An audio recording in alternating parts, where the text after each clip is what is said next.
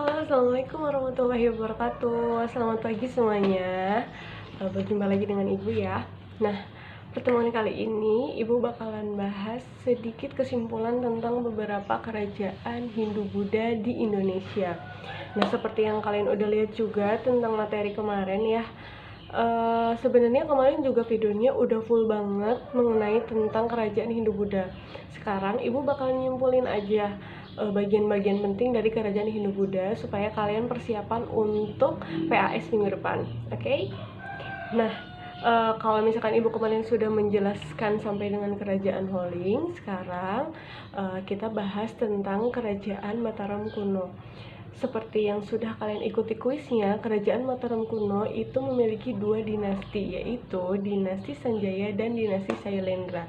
Dinasti Sanjaya itu beragamakan Hindu, sedangkan Shailendra itu beragamakan Buddha. Nah, kemudian dua dinasti ini bisa bersatu dengan adanya pernikahan antara Pramodyawardhani dengan Rakai Pikatan. Nah, Pramodyawardhani ini dari dinasti Shailendra, sedangkan Rakai Pikatan itu dari dinasti Sanjaya. Lalu kemudian Pramodyawardhani ini punya adik namanya Bala Putradewa. Bala Putradewa itu tidak setuju dengan pernikahan kakaknya dengan dinasti Sanjaya. Kemudian akhirnya Rakai Pikatan dan Bala Putradewa itu mereka perang. Tetapi kemudian Bala Putradewa itu kalah sehingga Pramodyawardhani dan Rakai Pikatan bisa melangsungkan pernikahannya, sedangkan Bala Putradewa itu melarikan diri ke Palembang. Nah, kemudian hari nanti si Bala Putradewa ini kan memiliki keturunan dari kerajaan Sriwijaya karena ibunya juga orang sana.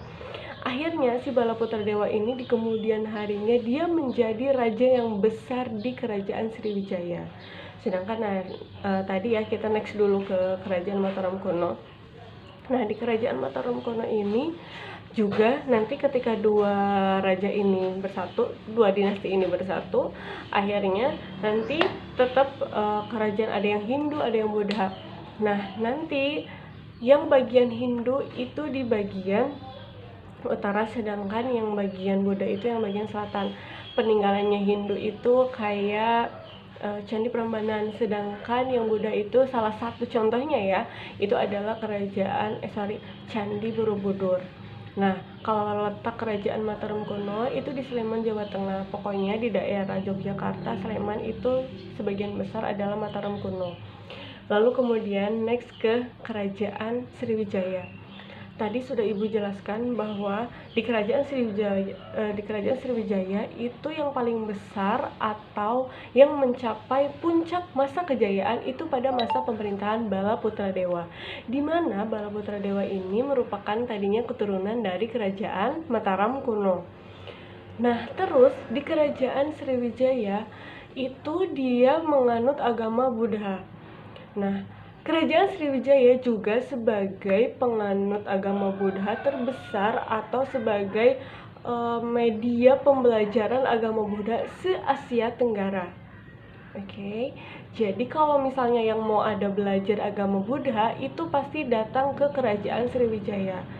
Karena kerajaan Sriwijaya ini letaknya strategis di Palembang ya, di letak Sungai Musi.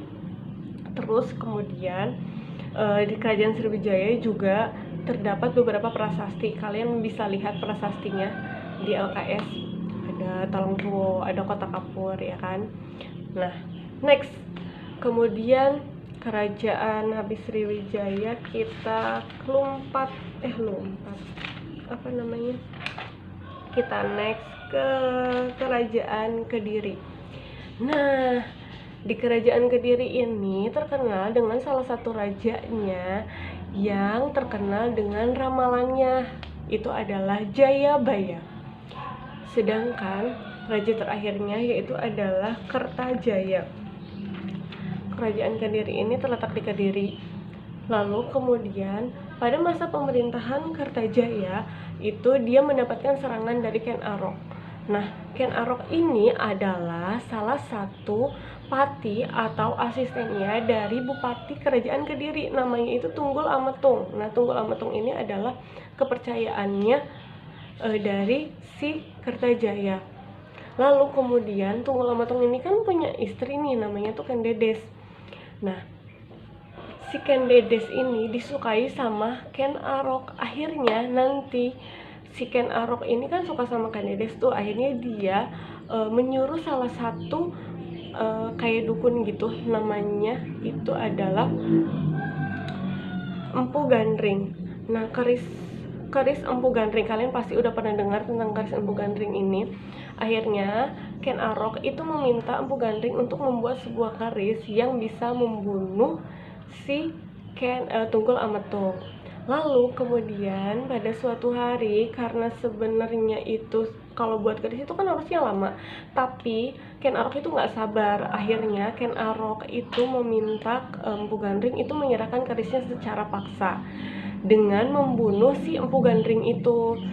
Nah, akhirnya terucaplah si Empu Gandring bilang kayak gini, kamu akan menjadi salah satu korban, atau keris itu akan membunuh 7 keturunanmu. Jadi makanya dikenal dengan keris Empu Gandring adalah karena kutukan yang akan membunuh 7 keturunan dari Ken Arok. Oke.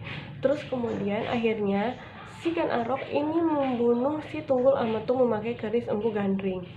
Nah, setelah itu akhirnya Ken Arok itu membunuh Kertajaya atau menyerang Kertajaya, tetapi tidak menggunakan keris ya. Akhirnya Kertajaya runtuh dan Ken Arok mendirikan sebuah kerajaan yang bernama Kerajaan Singasari. Oke. Terus muncullah Kerajaan Singasari. Terus Ken Arok itu menikah dengan Ken Dedes. Terus kemudian Ken Dedes itu sebenarnya sebelum dia menikah dengan Ken Arok itu udah hamil. Terus makanya lahirlah Anusapati. Nah, sedangkan Ken Arok juga sebenarnya sudah mempunyai istri, atau dia ada istri lagi namanya Ken Umang. Nah, terus kemudian dengan Ken Umang ini dia memiliki anak namanya Tohjaya. Oke, jangan salah ya. Ken Arok sama Ken Dedes itu punya Ken Dedes dengan Tunggul Ametung itu punya anak Anusapati. Tapi si Anusapati ini lahir ketika Ken Dedes itu sudah dengan Ken Arok. Nah, lalu kemudian si Anusapati ini tahu kalau misalnya ayahnya itu Tunggul Ametung itu dibunuh oleh Ken Arok memakai keris Empu Gandring. Akhirnya dia balas dendam dong, dia nggak mau dong kalau misalnya ayahnya itu ya dibunuh. Terus akhirnya makanya si Anusapati itu mengambil kerisnya dan membunuh Ken Arok memakai keris Empu Gandring. Nah, akhirnya Ken Arok digantikanlah posisinya oleh Anusapati sebagai raja kedua kerajaan Singasari. Lalu kemudian Tohjaya, anak dari Ken Dedes dan Ken Arok, itu nggak terima dong kalau misalnya ayahnya itu dibunuh sama Anusapati. Ya, siapa sih yang mau nerima kalau ayahnya dibunuh, ya kan? Nggak ada. Nah, akhirnya si Tohjaya ini kemudian tahu kelemahannya si Anusapati ini. Dia itu kan sebagai raja yang tidak besar seperti Ken Arok ya. Ken Arok walaupun seperti itu, tapi dia memperhatikan rakyatnya. Berbeda dengan Anusapati. Anusapati ini memiliki kebiasaan buruk, yaitu selalu sambung ayam, atau kalau kata bahasa Sundanya mengadukan ayam gitu ya. Nah, akhirnya si Tohjaya ini tahu kebiasaan buruknya, dan kemudian pada suatu ketika si Anusapati ini dibunuhlah oleh Tohjaya atau Tohjoyo gitu. Dan next selanjutnya pasti yang jelas keris Empu Gandring ini tidak membuktikan bahwa 7 keturunan dari Ken Arok itu dibunuh oleh keris Empu Gandring, karena si Tohjoyo ini menusuk si Anusapati itu tidak memakai keris Empu Gandring, melainkan menyuruh orang gitu ya. Nah, tetapi kerajaan Singasari ini puncak kejayaannya pada masa Raja Kertanegara. Terus kemudian next ke kerajaan Majapahit. Nah, kerajaan Majapahit ini didirikan oleh Raden Wijaya. Nah, Raden Wijaya ini sebenarnya menantu dari Kertanegara ya. Nanti kan si Kertanegaranya, pokoknya si kerajaan Singasari ini bisa runtuh karena serangan dari luar. Terus kemudian kerajaan Majapahit Tadi didirikan oleh Raden Wijaya, letaknya di Trawulan, Mojokerto, Jawa Timur. Lalu kemudian Kerajaan Majapahit ini mendapatkan masa puncak kejayaan pada masa Raja Hayam Wuruk dan beserta Mahapati Gajah Mada. Oke, pasti kalian udah sering dengar dong tentang Hayam Wuruk dan Gajah Mada.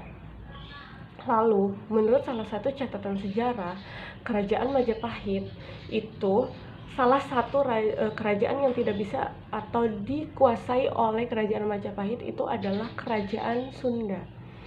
Nah, kalian pasti pernah dengar tentang Sumpah Palapanya Gajah Mada. Sumpah Palapa Gajah Mada berisikan bahwa Gajah Mada tidak akan memakan buah palapa sebelum Nusantara itu bersatu atau kerajaan-kerajaan Nusantara menjadi milik dari Kerajaan Majapahit. Seperti itu. Lalu kemudian suatu ketika Hayam Wuruk akan menikah dengan next, maaf ya, tadi ada gangguan sebentar.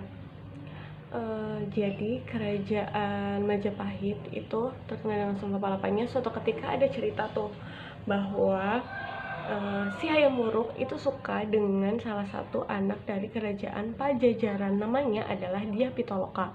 Akhirnya mereka akan melangsungkan pernikahan. Lalu kemudian pada saat mencapai desa Bubat itu si Gajah Mada itu bilang kayak gini, kalau misalnya Kerajaan Pajajaran itu menikah atau Dyah Pitaloka itu menikah dengan Hayam Wuruk, itu otomatis Kerajaan Pajajaran itu tunduk terhadap Kerajaan Majapahit. Nah, Kerajaan Pajajaran gak terima dong kalau misalnya Kerajaan Pajajaran sampai tunduk. Ini kan pernikahan, bukan untuk menguasai. Akhirnya di situ terjadilah perang Bubat antara Kerajaan Pajajaran dan Majapahit. Kalau misalnya kalian pernah dengar tentang mitos bahwa orang Sunda dan orang Jawa itu tidak bersatu, nah itu adalah salah satu penyebabnya. Tapi itu hanya cerita saja, gitu ya. Itu hanya mitos aja, bukan mitos, tapi itu adalah salah satu cerita penyebabnya. Lalu kemudian setelah itu akhirnya Hayam Wuruk itu marah sama Gajah Mada, karena pada saat itu ketika Dyah Pitaloka itu tahu kalau misalnya bukan Hayam Wuruk, si Gajah Mada itu seperti itu, akhirnya daripada dia meninggal dalam dekapan kerajaan atau serangan dari Kerajaan Majapahit, akhirnya Dyah Pitaloka itu bunuh diri bersama dengan ayahnya Raja Pajajaran, gitu ya. Nah, Hayam Wuruk itu marah kan sama si Gajah Mada. Akhirnya Gajah Mada itu diusir dan kemudian tidak tahu rimbanya di mana, nggak ada yang tahu jasadnya di mana, tidak ada yang tahu mukanya itu seperti apa. Akhirnya Gajah Mada itu lenyap begitu saja, nggak tahu meninggalnya di mana.